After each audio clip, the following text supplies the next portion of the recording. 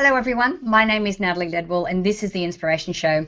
And today on the show, we're going to be talking about a very interesting subject, life regression, and how that relates to our purpose in life. Please welcome me and joining me, please help me in welcoming my guest, Mira Kelley, to be talking about this amazing subject. How are you, Mira? Hello, Natalie. It's such a pleasure to be with you. Yeah, so I'm so looking forward to getting into the juiciness of this conversation today. But first, why don't we start with your background and your story and how you got into doing this amazing work? Absolutely.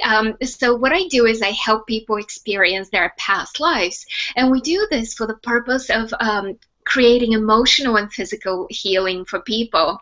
And I came into this work because I myself had a profound miraculous healing of a physical symptom that was not going away through the traditional route that was offered by my healthcare practitioners.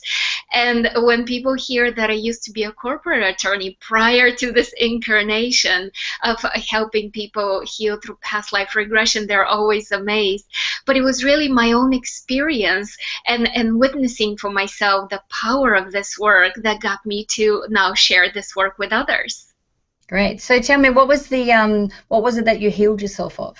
It was a TMJ condition, and for those of you who don't know what it is, it's a condition of an inflammation right here of the muscles of the mouth. And it's not a jaw problem, it's really just the muscles clenching. And in my case, it was so severe that I couldn't even open my mouth to put a spoonful of food in my mouth. And it was so, emotionally and physically and financially tolling on me because, the pain was always right here in your face. And so after a whole year of trying to heal it through what was suggested, I one day was sat down by my dentist, who said to me, "You know what, Mira, we need to be realistic." That's what he said, Natalie. He said realistic. And he suggested that I either need to learn to live with chronic pain for the rest of my life, or I need to have an operation. And the way he described it was to break my jaw. That's what the operation involved, right? Horrible. That sounds horrible. And I was not willing to try either of the two things. And it was in that moment of desperation that I remembered when I was younger reading a book on how past life regression helps people by simply experiencing other lifetimes and learning the lessons, gathering the understanding that other lifetimes offer. I didn't know where else to go, so I decided, okay, regression it is. And lo and behold, I had a very brief but very impactful experience. So I saw myself as this big, tall man who was a slave, and he had this metal collar around his neck, and the metal collar was always hitting. When it was put together, it was there was an imperfection in it, and it was always hitting right there in the jaw where my pain spot was in this life.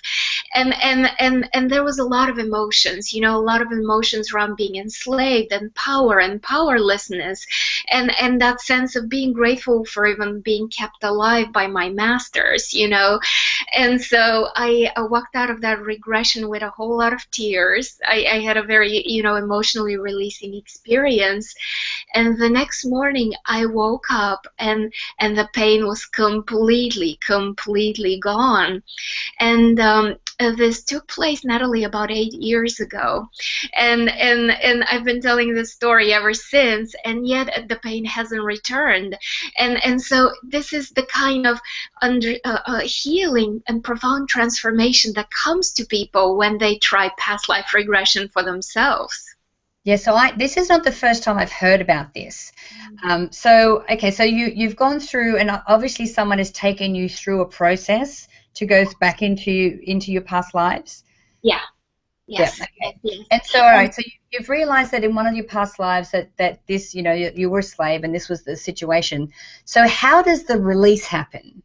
Right? And it's such a good question. The release happens because you see how in another lifetime your soul has been working through the same challenges, right? Through the same questions.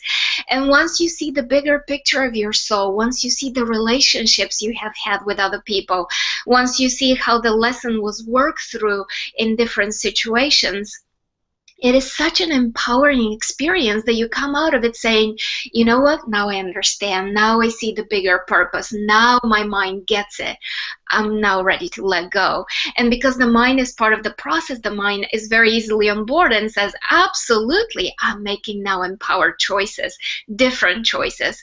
And it's something that you don't even need to work and process through the way I spoke of right now, right? It's an automatic emotional release and healing that transforms people. It's interesting. So it's kind of like you get to this understanding of why it's happening, Yes. because it's happened in a past life. And how interesting. Do you know why we carry these things through our different, soul incarnations, and why they play out in the current life that we're living now? You know, a soul can learn about a lesson from different points of view. So take the example of love, right? Because it's such an easy example we all understand. For you to learn about love, you need a balanced experience of it, right? You don't learn about love only by being in a very loving relationship, right? You need to learn about love by being abandoned as a child in an orphanage, or you abandoning a partner, being cheated on, you cheating on, taking care of a child and being there unconditionally for them, or being there for your aging parents. You know, all these different ways we learn about love, right? And so it's this balancing that grows us and expands us. So when we visit it with another lifetime, with either past or future lifetime, we're able to see how we have been playing through these different lessons. And then we come to the realization, wait, I am the creator of my life. I am in charge. This is a different experience. I can do it differently. And naturally, of course, we all want better lives, right? And that's what happens for us. Right. So it's like we make different choices because of the knowledge of what's happened in past lives. And so it's like, okay, well, we've learned that lesson in this lifetime now, so we can tick that box off. We don't have to worry about learning that lesson anymore. So how does this play into our life purpose? You know, purpose is one of the questions that we all have. It's actually one of the questions that everybody comes to me with, either in my personal sessions, either in workshops, anything where people get to work with me. They come and say, you know what, I know I'm here for a reason. I just don't know what it is, right? And so past life regression, it's such an easy and beautiful tool for people to discover their life purpose, but also more importantly, to actually get to release those blocks that are holding them back from living their purpose. Because sometimes we get that inkling of music or art or sharing with people or being a healer is the path for me. But how am I going to pay the rent? You know, how am I going to meet my expenses? What would others say? Can I really be valued and found worthy for my gifts? You know, and so all these questions are blocks that we can very easily work through and release and heal through past life regression. Yeah, wow. It's so funny because there are so many things, and I've had this conversation before, and my observation is interesting. We have these lessons, our soul lessons that we bring from past lives. If this is what you believe, so we have those kind of things, these soul imprints, and so we bring them into this life, and because we've got certain lessons to learn, do we, and I'd like to get your take on this. Do we choose the parents, or do we choose the family that we're born into for the purpose of learning these lessons? Absolutely, because you know, when you think about it, there's so much variety here on Earth, right? You can go in every possible direction. So when we choose our parents, in a way, we don't only just choose the two people, right, who create us, but we also choose the socioeconomic environment. We choose the relatives. We choose the religious or spiritual environment, right? And so, along with being fed baby food when we're little, we're also fed beliefs, right? We're fed beliefs about how things are for us. How are we in the world? How are we supported? How much we're worthy of love? And all these things we absorb, and they become the blueprint with which we form and work through in our reality. And of course, then we come to our 20s and 30s, and for some of us, it's more like our 40s and 50s. And we start saying, oh my God, wait, I'm a different person. I can choose for myself, right? I don't need to keep on carrying the same karma and working through the same issues as my family. I can put that to rest and really move on in a new way. Yeah, or even one step further than that is appreciate and be grateful for the gifts and how these certain events shaped who we are, because we needed to go through that to show up as this version of ourselves so that we could fulfill the purpose that we have in our life. Absolutely. Yeah. So can you share with me like an example, because I know that you work specific, like one-on-one with people, like a story of someone that you've worked with that's had, quite a transformation through doing this work? Oh, I have so many stories I can share. So as I mentioned to you, people come to me with every question imaginable because anything can be addressed through past life regression. And so here's an example. A couple flew in to meet with me and work with me, and so first when the guy, right, the husband, and he sat down and he said to me, you know what, Mira, for the past 15 years, I have been having chronic stomach issues. I have been so limited in my food intake that it's not even food allergies. It goes beyond that. And he said that he developed this condition when he was in college. And back then he was training for the Olympics. He was on the Olympics team and he was putting all his effort into that training. And then out of the blue, without any reason, and nobody could even come up with a reason why, he developed extreme food and digestion issues. And so he actually had to drop off the Olympics, had to drop off college. And so he started his path of healing. And 15 years later, there he is, in my office. And during the regression, he experienced himself as a bullfighter. He saw himself in the middle of an arena with a bull, and he was just gracefully swaying and guiding the bull. And he could hear the cheering, the roar of the crowd. Everything was so vivid for him.